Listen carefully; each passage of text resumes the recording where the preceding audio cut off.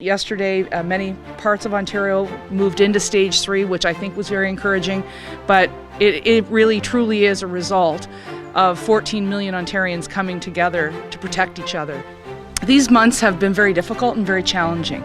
I always say that we are the world in one province, and you can see that demonstrated in many different ways in different parts of this great province.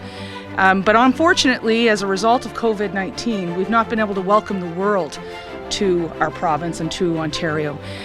We have a spectacular double bottom line. First of all, protecting and preserving our cultural fabric and our heritage, as we see here at Upper Canada Village, while at the same time creating jobs and growing the economy. Unfortunately, however, as a result of COVID-19, we're experiencing a triple threat. We are living through the worst global pandemic of our time. First and foremost, this is a public health crisis.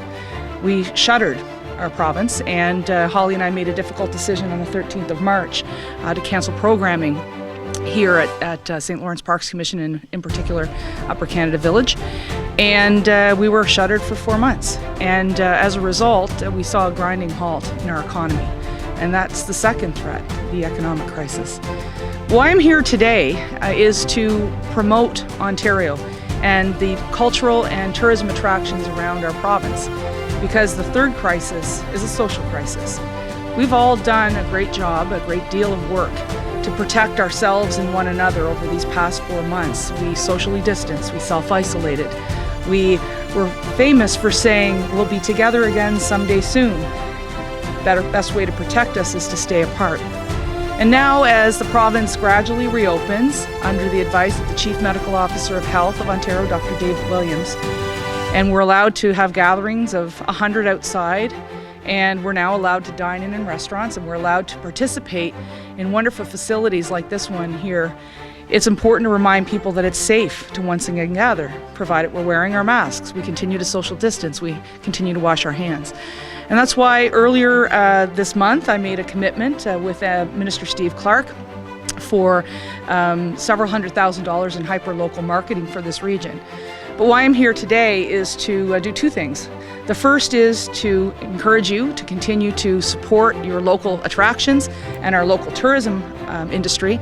And the second is to renew a commitment to the St. Lawrence Parks Commission with $7.1 million in operating costs to support the activities here. Anyway, again, just to thank Mr. MacLeod, and I know this grant will be a welcome addition. This year's a challenging position to work from, but you're doing a great job here. We're watching what's happening south of the border, and we're not going to have the American tourists up here this year. But we are going to be able to have a staycation. And I know a lot of people in this area are doing exactly that. You can go to all of the attractions from Fort Henry here to Upper Canada Village. Thanks for coming. Enjoy the day. And again, Minister MacLeod, thank you so much for being here. We recognize that things aren't going to be the same for quite some time.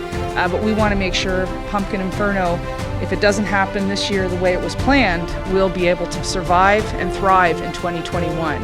We want to make sure that we continue to attract visitors here again and welcome school children like my own daughter back to this wonderful facility and support so many of the activities that Holly and our wonderful team here at St. Lawrence Parks Commission does.